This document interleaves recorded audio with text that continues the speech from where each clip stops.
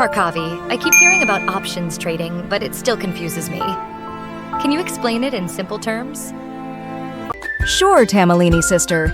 In options trading, two important factors are trading volume and open interest. They give you a snapshot of market activity, liquidity, and overall market trends. So, what exactly is trading volume? Trading volume refers to the number of options contracts that are bought and sold in a single day. It helps you understand how active and liquid a particular options contract is. For instance, when you look at options for Nifty or Bank Nifty, you'll notice a high trading volume, which indicates strong market interest. So, higher trading volume means more liquidity, right? Exactly.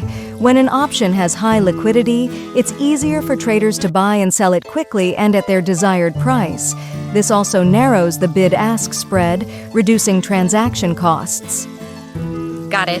And what's open interest? Open interest refers to the number of outstanding options contracts that are still active. It's a measure of how many contracts have been traded but not yet closed. A rising open interest indicates that new contracts are being created, while falling open interest shows that traders are closing their positions. What insights can we get from open interest? When open interest is high, it usually means the market is active. High open interest in call options signals bullish sentiment, whereas high open interest in put options indicates bearish sentiment. Interesting. And what about support and resistance? Traders look at open interest levels at various strike prices to identify potential support and resistance zones. For example, high open interest at a specific strike price could indicate that the price is likely to stall or reverse around that level. So, combining trading volume with open interest gives us a better understanding of the market? Exactly.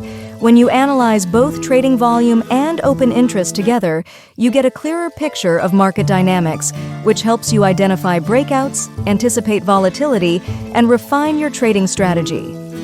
This is really helpful. What should I do next? Start monitoring the stock market using these insights and begin paper trading and options trading while considering volume and open interest. Once you're comfortable, you can start trading for real.